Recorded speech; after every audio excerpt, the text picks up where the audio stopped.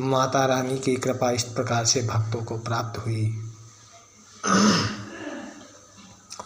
जहाँ जहाँ संसार में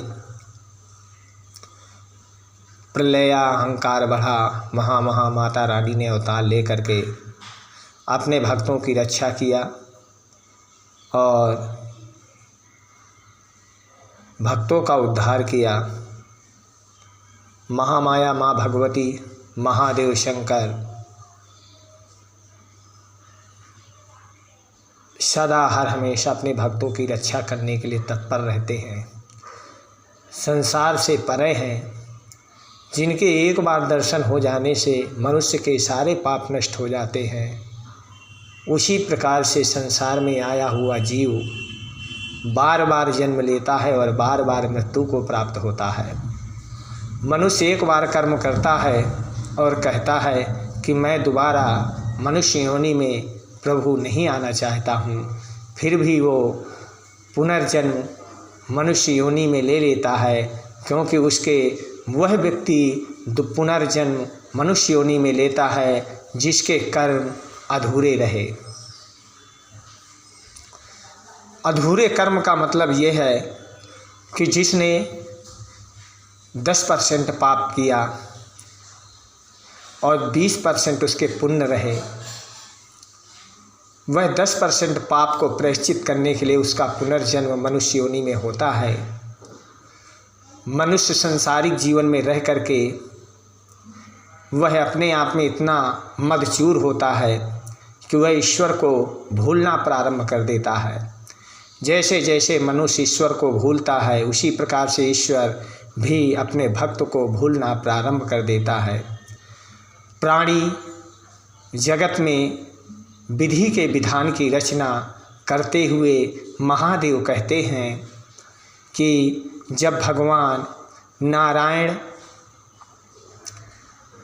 का शर धनुष की डोर से कटा, उस समय घबरा करके कछुआ समुद्र में चला गया कि अगर मैं जल के अंदर रहूँगा तो भगवान नारायण की निगाहें मुझ पे नहीं पड़ेंगी और इसका दोष मुझे नहीं लगेगा।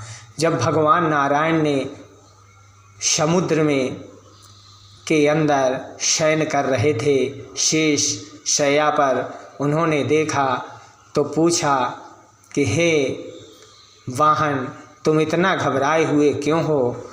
तो उसने कहा, बोले प्रभु, वो देख करके अचंभित रह गया कि अरे प्रभु का तो वहाँ सर कटा हुआ है और यहाँ कैसे? घबरा करके उसने कहा कि प्रभु, जो मैंने गलतियाँ किया है उसे आप मुझे क्षमा करें, क्योंकि अगर आप मुझे क्षमा नहीं करेंगे तो संसार में मुझे कोई भी क्षमा नहीं कर पाएगा।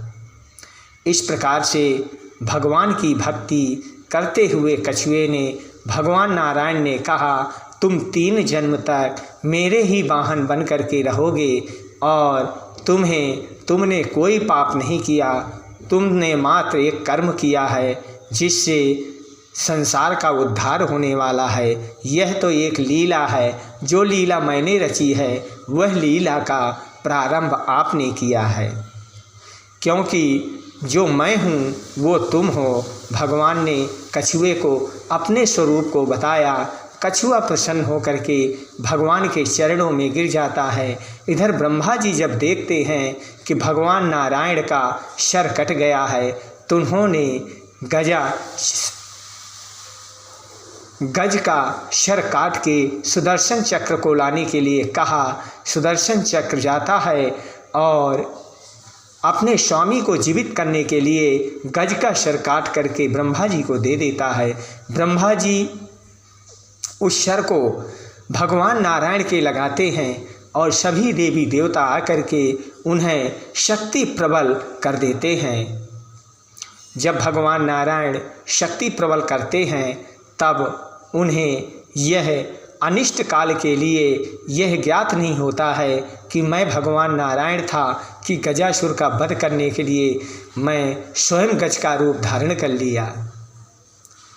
तब ब्रह्मा जी ने कहा, जब भगवान नारायण ने पूछा कि हे प्रभु, मेरा किस वक्त से यह जन्म हुआ, तो भगवान ब्रह्मा जी कहते हैं कि तुमने गजासुर का वध करने के लिए गज स्वरूप में धारण हुए हो, इसलिए तुम्हें गजासुर का वध करके और 4 वेदों का जो हरण किया है, पृथ्वी जल से डूब गई है अंधकार में, उसको वापस लाना है। भगवान के कहे अनुसार, ब्रह्मा जी के कहे अनुसार भगवान नारायण उस ज्ञान की प्रवृत्ति करते हैं और वह गजासुर से युद्ध करने के लिए तत्पर हो जाते हैं। आज दिन मंगलवार, तिथि छठ,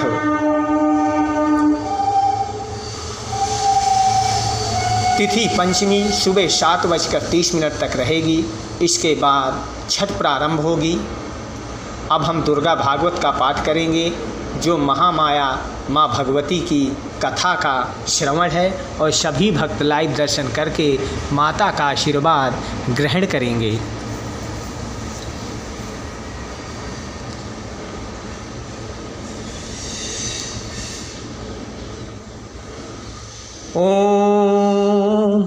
ओम शंखं च वरुणं शक्ति दादो तस्य हुताशनः मरुतो दन्तवाश्चाष्पो बाणपूणे तथे युधि।